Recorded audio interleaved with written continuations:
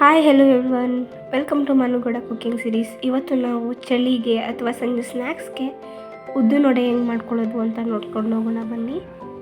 ಇದು ಮಾಡೋದು ತುಂಬ ಸಿಂಪಲ್ ಆ್ಯಂಡ್ ಬೇಗ ಕೂಡ ಆಗುತ್ತೆ. ಅದು ಮಾಡಲಿಕ್ಕೆ ಫಸ್ಟು ನೆನೆಸಿಟ್ಕೊಂಡಿರುವಂಥ ಉದ್ದಿನಬೇಳೆ, ಕಾಳು ಮೆಣಸು, ಉಪ್ಪು, ಮೆಣಸಿನ್ಕಾಯಿ, ಅರಿಶಿಣ, ಕರಿಬೇವು, ಶುಂಠಿ, ಈರುಳ್ಳಿ, ಕೊತ್ತಂಬರಿ ಸೊಪ್ಪು ಮತ್ತು ಸಣ್ಣದಾಗಿ ಕಟ್ ಮಾಡ್ಕೊಂಡಿರುವಂತಹ ಕೊಬ್ಬರಿ. ಇದಾದಮೇಲೆ ಅವುಗಳು ನೆನೆಸಿಟ್ಕೊಂಡಿರೋಂಥ ಉದ್ದಿನಬೇಳೆನ ಒಂದು ಮಿಕ್ಸಿ ಜಾರಿಗೆ ಹಾಕ್ಕೊಂಡು ಅದನ್ನು ಚೆನ್ನಾಗಿ ರುಬ್ಕೊಳ್ಳೋಣ. ಅದನ್ನು ರುಬ್ಬಿದ ಮೇಲೆ ಅದನ್ನು ಬೌಲ್ಗೆ ಹಾಕ್ಕೊಂಡು ಅದು ಫುಲ್ ತೆಳ್ಳೆಯಾಗಿರ್ಬಾರ್ದು, ಸ್ವಲ್ಪ ಗಟ್ಟಿಯಾಗಿ ರುಬ್ಕೊಂಡಿರೋಣ. ಜಾಸ್ತಿ ನೀರು ಹಾಕ್ಬಿಟ್ಟು ರುಬ್ಕೊಬೇಡಿ ಅದಕ್ಕೆ. ಅದಾದಮೇಲೆ ರುಬ್ಬಿರೋ ಹಿಟ್ಟಿಗೆ ಮೆಣಸು, ಕರಿಬೇವು, ಶುಂಠಿ,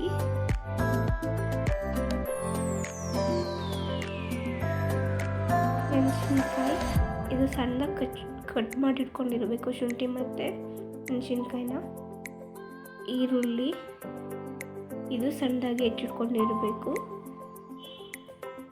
ಅದಾದಮೇಲೆ ಸಣ್ಣದಾಗಿ ಕಟ್ ಮಾಡಿಟ್ಕೊಂಡಿರುವಂತಹ ಕೊಬ್ಬರಿ, ಕೊತ್ತಂಬರಿ ಸೊಪ್ಪು, ಸ್ವಲ್ಪ ಅರಿಶಿಣ ಪುಡಿ, ರುಚಿಗೆ ತಕ್ಕಷ್ಟು ಉಪ್ಪು, ಇಷ್ಟೆಲ್ಲನೂ ಹಾಕಿ ಚೆನ್ನಾಗಿ ಮಿಕ್ಸ್ ಮಾಡ್ಕೊಳ್ಳೋಣ. ಅದನ್ನು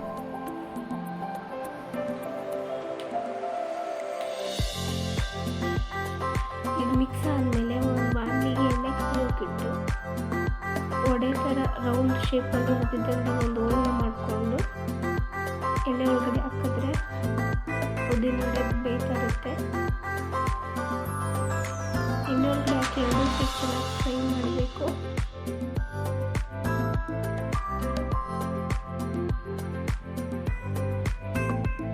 ಎರಡು ಸೈಡ್ ಫ್ರೈ ಆದಮೇಲೆ ಎತ್ತಿಟ್ಕೊಂಡ್ರೆ ನಿಮ್ಮ ರುಚಿಯಾದ ಸ್ನ್ಯಾಕ್ಸ್ ಉದ್ದಿನ ವಡೆ ರೆಡಿ ಆಗುತ್ತೆ.